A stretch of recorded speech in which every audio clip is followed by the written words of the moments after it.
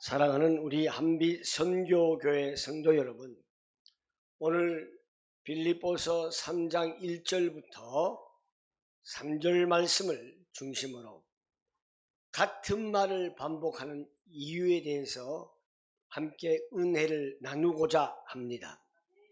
사도 바울은 이 짧은 구절 속에서 다시 내가 너희에게 쓰는 것이 내게는 수고로움이 없고 너희에게는 안전하니라 라고 말하고 2장에 앞서 했던 권면을 다시 한번 3장에서 강조하고 있습니다. 성경을 다시 한번 보면은 마지막으로 우리 사랑하는 여러분, 주님 안에서 좀 기뻐하십시오. 너희에게 같은 말을 되풀이해서 쓰는 것은 내게는 수고롭지도 않고 여러분에게는 제일 안전한 것입니다. 그러니 여러분 제발 계제를 조심하십시오. 그리고 악행하는 자들을 조심하십시오. 거짓 할례를 주장한 자들을 조심하십시오. 그리고 3절에 하나님의 성령으로 예배하며 그리스도 예수님만을 자랑하며 육신을 의지하지 않고 신뢰하지 않는 우리들이야말로 진짜로 참으로 할례 받은 성도들입니다. 왜 바울은 자꾸 같은 말을 반복을 했을까요? 이는 중요한 진리는 아무리 반복해도 지나치지 않습니다. 오히려 반복을 통해서 우리가 그 진리 안에서 더욱 굳건하게 서갈 수 있다는 것을 의미하고 있습니다. 그리고 이 반복 속에서 우리는 어떤 영적 의미를 찾을 수 있을 것인가? 왜 똑같은 말을 반복을 하는 것인가? 그 이유 첫 번째, 우리의 영적인 안전함을 위한 것입니다. 바울은요, 빌립보 교회 성도들이 거짓 교사들의 가르침에 미혹되지 않도록 굉장히 염려도 했습니다. 당시에 유대주의자들은 예수 그리스도를 믿는 것 이외에 할례와 율법 준수를 강조하며 복음의 순수성을 흐리게 했습니다. 다시 말해서 복음의 빛을 희미하게 만들어 버렸고 예수 그리스도를 사라지게 만들려고 유대주의자들이 그런 악행을 저질렀습니다. 바울은 이러한 위험으로부터 성도들을 보호하기 위해 이미 가르쳤던 진리를 다시 한번 상기시켜 주었습니다. 다시 말해서 각인시켜 주셨다는 말입니다. 마치 부모가 자녀에게 위험한 것을 여러 번 경고하듯이 바울은 성도들이 영적인 길을 벗어나지 않도록 재차 확고한 진리를 심어주고자 했던 것입니다. 가정에서는 부모님이 자녀들에게 같은 말을 반복합니다. 왜 그럴까요? 중요하기 때문에 그 아이를 보호하기 위해서 그렇습니다. 왜 반복을 할까요? 그 아이가 한 번 말해서 듣지 않기 때문에 반복적인 강조를 하는 것이죠. 학교에서 선생님도 우지람할 때도 마찬가지입니다. 공부할 때에 강조한 강조점이 있습니다. 왜 그럴까요? 굉장히 중요하잖아요. 밑줄 쫙 긋잖아요. 선생님이 강조하는 것은 시험에 나올 확률이 거의 다라는 사실입니다. 그만큼 중요하기 때문에 강조합니다. 그리고 이 나라에서는 우리가 정보교통법규가 있습니다.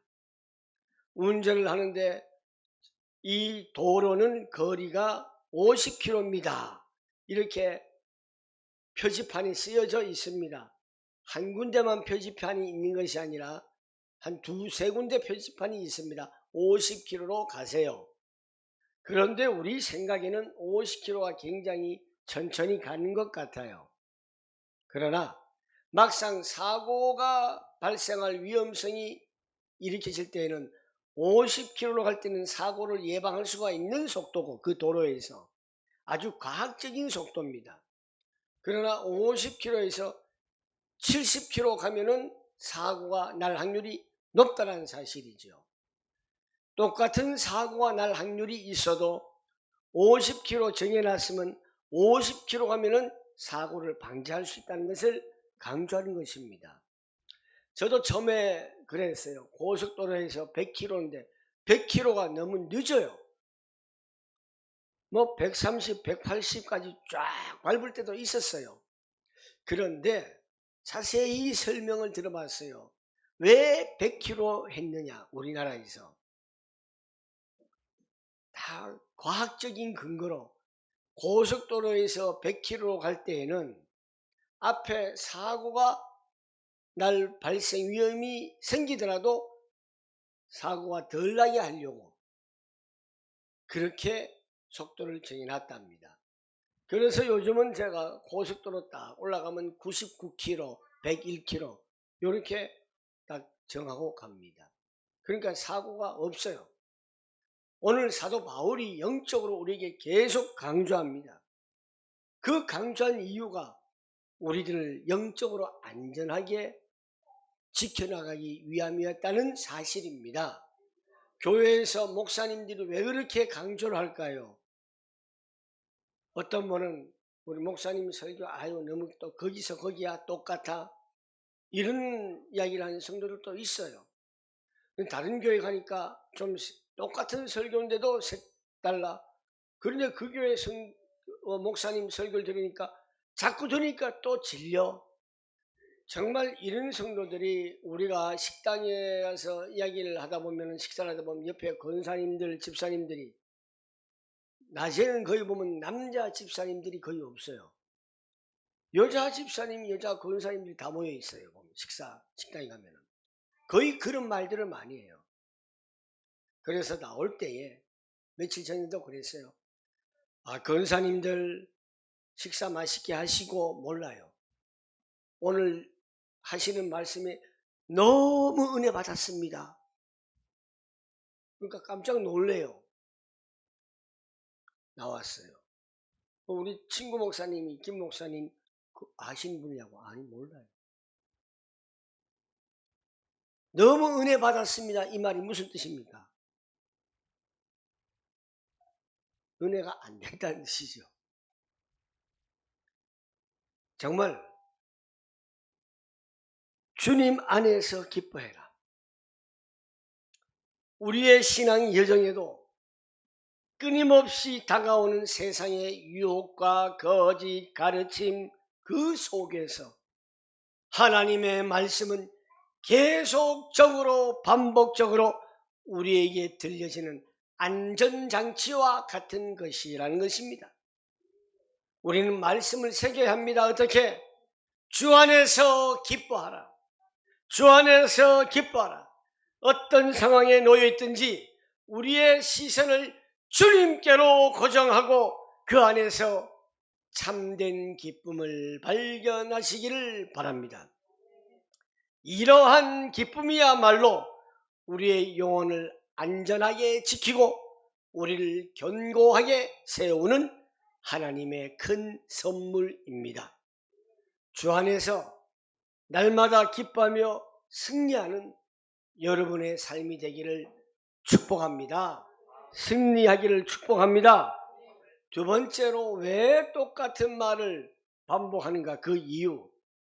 거짓을 분별하는 지혜를 주시고 하나님 진리의 말씀을 더욱 깊이 새기기 위함인 것입니다.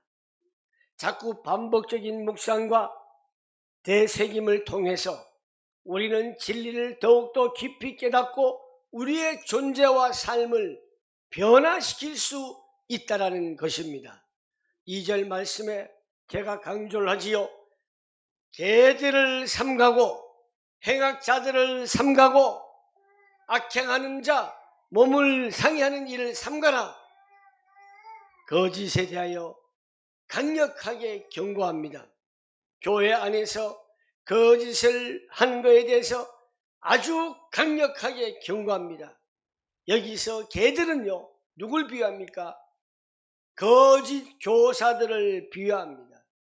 여러분들이 거짓말하는 자들은 완전히 개다 이 말이에요. 그렇게 표현하고 있어요. 그리고 행악자들을 삼가라 했지요. 거짓된 행위를 하지 말아라는 것이에요. 사람은 속일 수 있지만은 하나님은 속일 수 없다는 것입니다. 하나님은 만홀히 여김을 받지 아니하시는 하나님이심을 우리는 반드시 기억해야 합니다. 손할례당을 삼가라. 육체의 할례를 주장하는 자들에 대한 경고를 말하고 있습니다. 저들은요, 겉으로는 신앙인 것처럼 행동하면서 말하고 보이지만 실제적으로는 해악들로 끼치는 존재들이라는 사실을 우리는 알아야 합니다. 그들이 하나님의 은혜를 부정합니다. 스스로 구원을 얻는다. 무엇으로? 행위로서. 이것은 영적인 타락을 보여주는 것입니다. 바울은 같은 말을 반복함으로써 성도들이 참된 것과 거짓된 것을 아주 명확하게 밝히고 분별할 수 있는 영적인 통찰력을 갖기를 원했습니다. 그들은 겉으로는 신앙심이 아주 깊은 듯이 보이지만 실제로는 성경의 진리를 왜곡하고 개인적인 이득이나 명예를 추구하며 교회를 어지럽히는 자들이었습니다. 오늘날 교회도 그렇습니다. 교회를 어지럽히는 자들의 특징, 교회를 분리한 자들의 특징이 무엇입니까? 성경 말씀에 그 진리를 왜곡합니다. 그리고 개인적인 이익이나 명예를 추구하는데 그것이 없으면 교회를 결국 어지럽게 할 수 있습니다. 어제도 우리 태국에 나가 계시는 정장로님 한 분이 충격적인 이야기를 했어요. 모 교회의 아주 핵심적이고 주동적인 그 장로님이 교회를 안 나온 지가 한 달이 되었답니다. 왜? 목사가 내 말을 안 들어. 성도들이 회의를 해서 다 결정 난 것을 교회에서 뭘 고치는가 봐요. 소리를 하는데 와서 소리 지르고 난리가 났답니다. 장로님 자기가 내 말을 안 들어. 자기한테 보고 안 하고. 내가 우리 교회 장로님을 이제 세워야 되는데 걱정이 돼요. 장로만 되면은 이상하게 조금 목사 위에서 놀라고 그래요. 아니거든요, 그게. 목사가 장로한테 보고하는 세계 이런 교회가 어디 있습니까? 목사가 장로한테 보고 안 하고 성도들이 자기가 혼자서 반대하고 다른 성도들은 회의를 해가지고 전부 찬성했는데 교회 수련인데 그렇게 한다고 내 말 전부 다 내 말 안 듣는다고 교회를 안 나오고 있답니다.